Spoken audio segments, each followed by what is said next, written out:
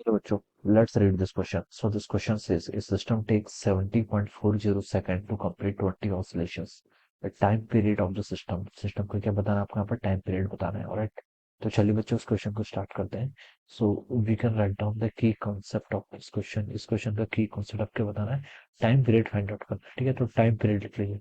और बच्चों देखिए सिग्निफिकेंट फिगर का ध्यान रखना है। बेसिकली ऑप्शन देख के पता चल रहा है ना, 3.5 टू 3.520 सिग्निफिकेंट फिगर कैलकुलेशन का ध्यान रखना है। ठीक है, तो इस क्वेश्चन का की कॉन्सेप्ट आप क्या लिख सकते हैं, सिग्निफिकेंट फिगर भी लिख सकते हैं या फिर कल सिग्निफिकेंट फिगर इन कैलकुलेशंस। ठीक है, और आप बेसिकली आप करके यहाँ पर डिविजन्स करेंगे। कैसे करेंगे देखिए बच्चों, आपको टाइम पीरियड बताना है। टाइम पीरियड का मतलब क्या होता है, एक ऑसिलेशन को करने में जो टाइम लगता है that is called time period. ठीक है, क्वेश्चन में आपसे बोल रखा है कि देखिए 20 ऑसिलेशंस जो आपके हैं, ठीक है, क्या लिख सकता है, 20 ऑसिलेशंस इनको कंप्लीट करने में कितना टाइम लगता है, 70.40 सेकेंड।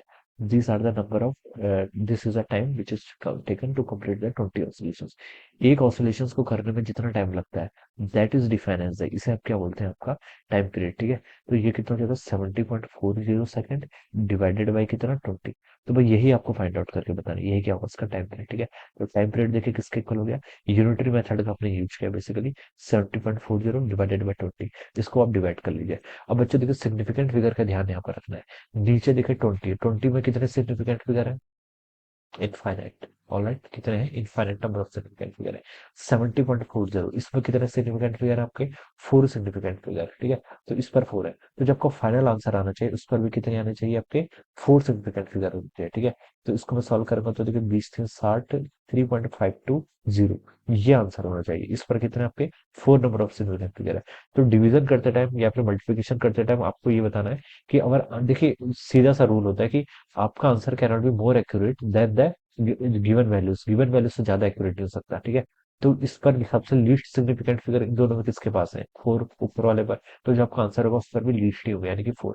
5 नहीं हो सकता, यानी कि आंसर आपको मोर एक्यूरेट नहीं हो सकता। ठीक है, 20 पे आपके इनफाइनाइट सिग्निफिकेंट फिगर इसलिए है क्योंकि फिक्स है। देखिए 20 ही ऑसिलेशन कर रखे हैं। ठीक है, अगर कोई नंबर आपको दे दिया जाता है ना वो फिक्स होता है। ठीक है, आपको कंसिडर करना पड़ता है। जैसे हमसे बोले कि कोई ऑब्जेक्ट है उसकी लेंथ 1 मीटर है, वो 1.01 1.00 ऐसे कुछ हो सकती है। तो वहां पर आप बता सकते हैं कि आपके यहाँ पर आर क्या आ सकती है, एक्यूरेसी आ सकती है। लेकिन मैं अगर जो चीज हम काउंट कर सकते हैं, जैसे number of student in A class कितने होंगे, 40 होंगे, 39 भी हो सकते हैं। लेकिन 39 पॉइंट हाफ या फिर 39.5 नहीं हो सकते। ठीक है, 39 and 3/4 नहीं हो सकते। तो वो फिक्स नंबर है। तो उस पर क्या होंगे, आपके कोई भी फिक्स नंबर होता है उस पर infinite number of significant figure होते हैं।